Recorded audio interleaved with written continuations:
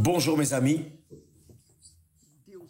que Dieu vous bénisse tous, que l'Esprit du Dieu vivant illumine votre intelligence maintenant, en cet instant, pour que vous compreniez sa parole, pour que vous compreniez, pour que vos yeux soient ouverts, vos yeux spirituels, car les yeux physiques, nous savons déjà, mais les yeux spirituels ne sont pas toujours ouverts. Que le Saint-Esprit vienne ouvrir les yeux de l'intelligence, les yeux spirituels, les yeux de la compréhension, les yeux qui vont vous faire voir vous-même ce qu'il y a en vous. Que le Saint-Esprit vienne faire cette œuvre glorieuse en vous, comme un jour il a fait en moi. Voyez, avant que Jésus ne ressuscite, ou plutôt après que Jésus ait ressuscité, après que Jésus ait ressuscité et soit apparu à ses disciples au point d'apparaître à plus de 500 personnes. Mais avant, immédiatement avant de monter aux cieux, Jésus a dit à ses disciples, ceux qui le suivaient, il a dit, les disciples, lorsqu'ils ont entendu parler du Saint-Esprit en ce moment, Jésus leur a dit ainsi, Jean-Baptiste a baptisé d'eau, mais vous, en parlant aux disciples, aux premiers apôtres, mais vous serez baptisés du Saint-Esprit dans peu de jours. Alors les apôtres réunis lui demandèrent, Seigneur, est-ce en ce temps que tu rétabliras le royaume d'Israël? Ils pensaient au royaume d'Israël, les disciples. Ils pensaient aussi au royaume d'Israël qui était à l'époque sous la domination de Rome. Et là Jésus dit, ce n'est pas à vous de connaître les temps ou les moments que le Père a fixés de sa propre autorité, c'est-à-dire toutes les pensées, toutes les idées. Ah, c'est le temps de la fin. Nous savons, nous sentons dans les airs l'odeur de la fin des temps, mais nous ne savons rien. Seul le Père, Jésus dit ici, seul le Père a fixé de sa propre puissance. C'est quelque chose du Père. Et là, Jésus change de sujet et dit, mais vous recevrez une puissance, le Saint-Esprit survenant sur vous.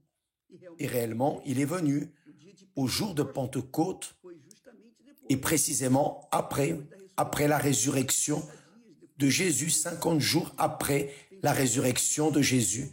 Pentecôte veut dire cela, 50 jours.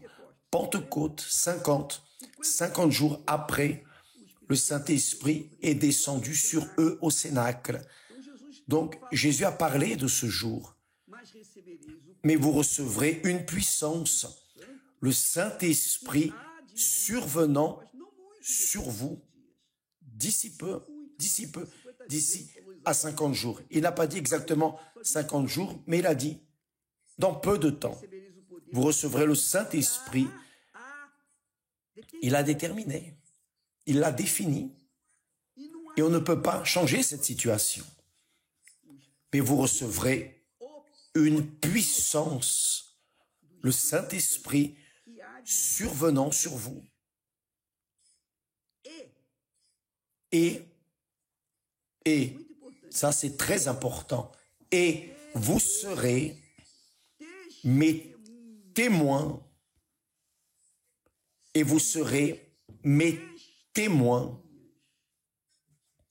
à Jérusalem, dans toute la Judée, dans la Samarie et jusqu'aux extrémités de la terre. Vous voyez, mes amis, ce « et » dont j'ai parlé est très important, très important. Jésus a dit, mais vous recevrez une puissance, le Saint-Esprit, survenant sur vous, et vous serez, c'est-à-dire après que la personne reçoit le Saint-Esprit, la puissance du Saint-Esprit, alors elle a la puissance d'être témoin du Seigneur Jésus. Témoin de qui? De quelqu'un qui est mort, ressuscité et qui lui est apparu, de façon qu'elle peut dire au monde, Jésus m'est apparu. Parce que le Saint-Esprit, la puissance du Saint-Esprit, c'est elle qui fait cela en nous. Donc, je vous parle précisément cela. Le Saint-Esprit m'a révélé Jésus. J'ai vu Jésus. Non le Jésus physique, mais le Jésus qui m'a sauvé. Le Jésus qui m'a lavé de mes péchés et impuretés, de toute la malédiction que je portais. Qui m'a fait le voir, qui m'a présenté Jésus, c'est le Saint-Esprit. Donc, nous sommes là tous les jours, parlant, prêchant, enseignant, non seulement ce que nous savons, mais par-dessus tout, rendant témoignage que Jésus est vivant. Mes amis, il est aussi vivant que vous et moi, que nous. Vous me voyez, je ne vous vois pas, mais nous sommes vivants à cause du fait qu'il nous a quoi? Ressuscités. Et parce qu'il nous a ressuscités, auparavant, nous étions morts, littéralement morts dans nos délits et nos péchés, non pour le monde, parce que pour le monde, nous étions vivants, mais pour Dieu, nous étions morts dans nos délits et nos péchés. Mais le Saint-Esprit nous a conduits, nous a convaincus que Jésus est venu pour nous donner la vie. Et nous livrons notre vie à lui. Nous livrons cette vie immonde, une vie de disgrâce, ça c'est le mot. Nous livrons cette vie morte à lui et il nous a sauvés. Qui fait cela? C'est le Saint-Esprit. Cette œuvre restauratrice, régénératrice est faite par le Saint-Esprit, mais il fait cela en nous présentant le Sauveur qui est Jésus, qui est mort, qui a payé le prix pour ma vie, pour votre vie, pour notre vie. De façon que quand la personne reçoit le Saint-Esprit, elle a le pouvoir d'être disciple. Elle a la puissance d'être témoin du Seigneur Jésus. N'est disciple de Jésus, disciple réellement que celui qui a le Saint-Esprit. Parce que si on n'a pas le Saint-Esprit, on n'a pas le pouvoir d'être son témoin, le témoin de quelqu'un qui est déjà mort il y a 2000 ans, mais qui est vivant. Comment puis-je vous prouver que Jésus est vivant? Ma vie et ces mots que Dieu nous a donnés, certainement vous convainquent, non parce que je suis intelligent, sage, mais parce que l'Esprit qui est en moi vous convainc. que sa parole est véritable et que Jésus est vivant. Voyez, juste pour que vous pensiez avec moi, juste un peu, ça ne coûte rien, nous allons voir les esprits qui se manifestent dans ce monde, les esprits de personnes qui sont mortes et continuent mortes. Par exemple, l'esprit d'Allan Kardec, qui a l'esprit d'Allan Kardec, a l'esprit de quelqu'un qui est mort, mais qui continue mort. Allan Kardec est mort. L'esprit du docteur Fritz, le docteur Fritz est mort et il continue mort. Qui témoigne la résurrection? Qui est témoin de la résurrection du docteur Fritz ou du docteur Frankenstein ou du docteur Bezerra de Mendes? Qui est témoin de ces personnes qui sont mortes et sont vivantes? Il n'y en a pas. Un seul est mort et est ressuscité et est vivant. C'est le Seigneur Jésus-Christ. Et comme témoin de Jésus, nous parlons avec propriété. Nous crions au monde, nous sonnons la trompette pour dire aux personnes qui sont perdues, désorientées, qui sont découragées de la vie, dont les vies sont des vies gaspillées, des vies sans sel, sans saveur, sans rien, des vies qu'elles ne veulent plus vivre. Et c'est pour cela qu'elles pensent au suicide comme manière de fuir d'une vie de disgrâce dans ce monde. Mais vous n'avez pas besoin de mourir physiquement, vous n'avez pas besoin de vous tuer pour avoir une vie nouvelle. Quand vous connaissez Jésus, le Jésus ressuscité, il vous ressuscite. Vous devenez son témoin, vous recevez le pouvoir du Saint-Esprit pour être témoin de quelqu'un qui a vécu il y a 2000 ans, est mort, est ressuscité, est vivant à travers vous. Son esprit est en moi. Son esprit sera en vous le jour où vous le recevrez. Et qui donne le Saint-Esprit, c'est Jésus. À travers le Père. Le Père nous donne le Saint-Esprit par le Fils, Jésus. Et quand nous recevons le Saint-Esprit, nous ressuscitons aussi. Donc, ce n'est pas une question d'idéologie, ce n'est pas une question de connaissance, ce n'est pas une question rien, absolument rien, si ce n'est réellement de naître de nouveau. Jésus a dit, celui qui ne naît pas d'eau et du Saint-Esprit ne peut pas entrer dans le royaume de Dieu. L'apôtre Paul dit, il a été très clair à ce sujet, quiconque n'a pas l'Esprit du Seigneur Jésus ne lui appartient pas. Ne lui appartient pas. Donc, seul qui est ressuscité par le Saint-Esprit, à la puissance du Saint-Esprit, peut être témoin du Seigneur Jésus, de la résurrection du Seigneur Jésus. Donc je suis témoin de la résurrection de Jésus. J'ai vu Jésus. Cela est arrivé il y a 60 ans en arrière, et c'est pour cela nous avons une passion pour la foi dans le Seigneur Jésus, une passion pour les âmes qui ne connaissent pas Jésus, qui sont mortes. Elles vivent pour vivre, mais n'ont pas de vie en elles-mêmes. Pourquoi? Parce qu'elles sont encore mortes, littéralement mortes dans leurs délits et leurs péchés.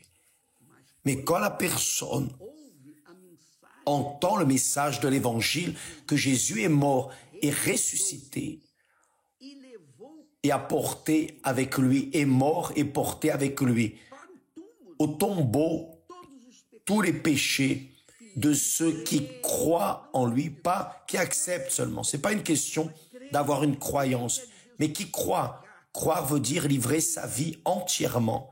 Ça, c'est la croyance. Lorsque nous croyons dans le Seigneur Jésus, nous livrons tout à lui. Et il devient notre Seigneur. Et nous devenons ses serviteurs, ses disciples, ceux qui le suivent, ses témoins, car là, il nous donne le Saint-Esprit. Comprenez-vous, mes chers amis? Probablement que vous qui me regardez en ce moment n'avez pas encore eu cette expérience, l'expérience de recevoir le Saint-Esprit. Pourquoi est-ce que je dis cela? Parce que vous avez encore des doutes.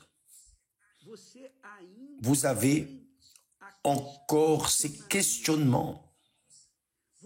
Vous n'avez pas la certitude du Saint-Esprit. Vous savez pourquoi? Vous n'avez pas la certitude que le Saint-Esprit est en vous. Vous savez pourquoi? Parce que vous continuez encore mort dans vos délits et vos péchés. Vous n'êtes pas encore ressuscité. Vous ne connaissez pas Jésus. Ce n'est que lorsque vous aurez une expérience avec lui personnelle. Ce n'est pas l'Église universelle, la religion ABCD. Non, Dieu n'est pas religion. Dieu n'a pas de religion. Et la religion ne sauve personne. L'Église ne sauve personne. Le pasteur, l'évêque, personne ne sauve personne. Un seul est le Sauveur, c'est le Seigneur Jésus. Et pour qu'il puisse vous sauver, vous devez le connaître. Ce n'est même pas juste, ce ne serait même pas juste de la part de Dieu de dire « Ah, je crois en Jésus » et ne pas avoir le Saint-Esprit. Ça ne serait pas juste cela. La vérité est que vous avez une croyance en lui, mais vous ne croyez pas. Et quand vous avez une croyance, vous acceptez l'histoire de Jésus, mais vous n'avez pas l'audace, le courage, la détermination de livrer toute votre vie et de faire de lui le Seigneur, le maître de votre vie, le maître de votre volonté pour le reste de l'éternité. Vous n'avez pas ce courage parce que vous ne confiez pas encore. Vous avez une croyance en lui, mais vous n'avez pas livré, vous ne croyez pas. Je sais ce que vous traversez, car j'ai traversé cela aussi, ce processus. Car durant 2 ans, de mes 17 à mes 19 ans, durant 2 ans, j'ai accepté Jésus. J'avais la croyance, mais je ne croyais pas. Et je peux vous dire cela, parce que dans l'Église, j'ai accepté Jésus comme mon Seigneur et Sauveur. Accepter, c'est facile.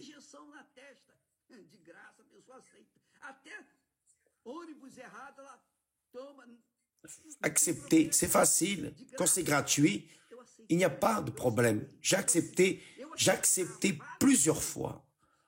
Je ne sais pas combien de fois je suis allé à l'église, mais chaque fois, j'ai accepté Jésus comme mon Sauveur, mon Seigneur. Mais quand je sortais de l'église, j'étais une autre personne. Je continuais à vivre ma vie, à répondre aux désirs de mon cœur, mes rêves. J'avais encore l'illusion de les réaliser. Pourquoi? Parce que je n'avais fait qu'accepter Jésus, mais je n'avais pas livré ma vie. Mais quand un jour, le Saint-Esprit m'a convaincu que j'étais perdu, j'étais désespérément perdu, alors j'ai demandé, pour l'amour de son nom, qui peut me sauver? Qui peut faire de moi une nouvelle créature? Et le Saint-Esprit m'a présenté son Fils Jésus. Donc, Jésus est vivant. Je suis témoin vivant de sa résurrection. Parce qu'il m'a pardonné, lavé, purifié et m'a rempli du Saint-Esprit. Et c'est ce qu'il veut faire avec vous, mes amis. Mais pour qu'il fasse cela, vous devez croire. Et croire veut dire livrer toute la vie, se rendre à 100%, donner toute sa vie. S'il a donné ce qui est écrit, que Dieu a tant aimé le monde qu'il a donné son Fils, afin que quiconque croit en lui, c'est-à-dire toute personne qui donne aussi sa vie pour lui, ait la vie éternelle. Donc, vous n'avez pas reçu le Saint-Esprit parce que vous n'avez pas encore cru. Mais je donne la dîme, les offrandes, grâce à Dieu. C'est bon pour vous. Ah, je suis membre fidèle de l'Église. Peu importe, vous êtes ouvrier, ouvrière, vous êtes pasteur, évêque, peu importe ce que vous êtes ou non. Le fait est que si vous n'avez pas cru, si vous n'avez pas donné votre vie à 100% pour lui, si vous ne vous êtes pas soumis à faire sa volonté, alors vous n'avez pas cru. Vous avez accepté. C'est pour cela que vous n'avez pas reçu le Saint-Esprit encore. Mais qui croit reçoit le Saint-Esprit à l'instant. À l'instant. Pas besoin de faire de chaîne, ni même le jeûne de Daniel pour recevoir le Saint-Esprit. Il faut croire. Et croire, c'est se marier, c'est livrer sa vie 100% pour lui. C'est se soumettre à sa volonté, à sa gouvernance. Il doit être le premier dans votre vie. Ça, c'est croire. Croire, c'est se livrer corps, âme, esprit. J'ai déjà dit, je vais répéter pour illustrer. Quand nous nous sommes mariés, Esther a livré sa vie pour moi. Elle m'a donné sa vie. Et moi, évidemment, j'ai donné ma vie pour elle. Donc, nous sommes devenus une seule chair. Donc, ici, dans ce monde, Esther, après notre Seigneur Jésus-Christ, elle est la première personne, c'est-à-dire la deuxième, parce que d'abord le Seigneur Jésus, toujours, elle est la seconde personne, la plus importante que mes enfants, que mon travail, que l'Église universelle, plus importante que tout et tous. D'abord mon Seigneur, après Esther. Pourquoi? Car je lui ai donné ma vie et elle m'a donné sa vie. Nous avons cru, nous croyons l'un en l'autre. Et ça, c'est la foi dans le Seigneur Jésus. Vous devez croire en lui, mais vous livrez 100%. Non, 99,9%. C'est 100%. C'est tout ou rien. Et vous seul pouvez décider cela, personne d'autre. Ce n'est pas avoir une carte de membre de l'Église universelle. C'est pas pour cela que vous allez appartenir au royaume de Dieu. Non, ce n'est que lorsque vous croyez y livrer toute votre vie. C'est pour cela que nous menons les personnes à comprendre, ou cherchons à mener les personnes à comprendre que c'est sur l'autel qu'on livre la vie à Jésus. L'offrande que Dieu veut de vous, c'est votre vie. Si votre vie est remplie de rancune, de tierces, alors Dieu n'accepte pas votre vie. Vous devez pardonner d'abord. Là, en Matthieu, chapitre 5, verset 23, Jésus a dit, « Quand tu apporteras ton offrande à l'autel et que tu te souviendras que ton frère a quelque chose contre toi, laisse ton offrande devant l'autel. Va te réconcilier avec ton frère et ensuite reviens présenter ton offrande. Car lorsque l'offrande est acceptable par Dieu, alors le Saint-Esprit la sanctifie. Il la rend puissante. Donc, mes amis, le fait que beaucoup de personnes n'ont pas reçu le Saint-Esprit véritablement, c'est parce qu'elles n'ont pas remis leur vie véritablement. Elles ont donné une offrande fausse, sale, immonde, et Dieu ne l'a pas acceptée. Mais j'ai 50 ans à l'Église. Peu importe. Vous pouvez avoir 100 ans toute la vie dans l'Église. Si vous n'avez pas livré votre vie à 100% sur l'autel de Dieu, alors le Saint-Esprit n'a pas béni votre vie. Parce que c'est l'autel qui sanctifie l'offrande. C'est Dieu qui sanctifie la vie de la personne qui se livre à 100%. Si elle se livre plus ou moins aux 99%, l'autel ne reçoit pas, il ne sanctifie pas. Et là, elle reste une croyante plus ou moins un pied dans l'Église, un pied dans le monde.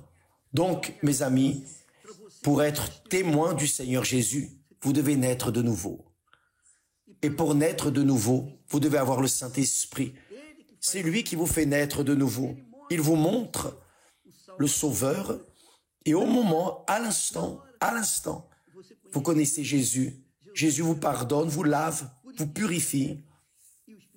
Et le Saint-Esprit alors fait sa demeure en vous pour être témoin que Jésus est vivant. Ça, c'est la foi. Qui croit, amen, qui ne croit pas, patience. Je ne vais pas ici essayer en aucune façon de convaincre qui que ce soit à quoi que ce soit. Je ne vais pas vous convaincre de ma foi, car personne ne m'a convaincu de ma foi, si ce n'est Dieu lui-même. Et c'est lui qui doit vous convaincre de votre propre foi. C'est lui. Donc, vous devez avoir une expérience personnelle avec lui. Et seul le Saint-Esprit peut le faire. Mais vous devez livrer tout ce qui est votre vie, toute votre vie. La vie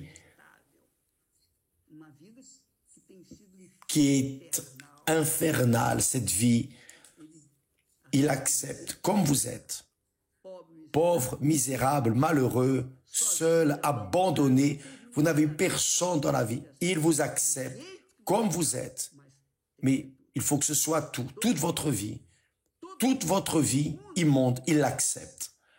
Mais vous seul pouvez la livrer. Mais vous recevrez une puissance, le Saint-Esprit, survenant sur vous, et vous serez mes témoins, a dit Jésus. Vous serez mes témoins, vous serez mes témoins.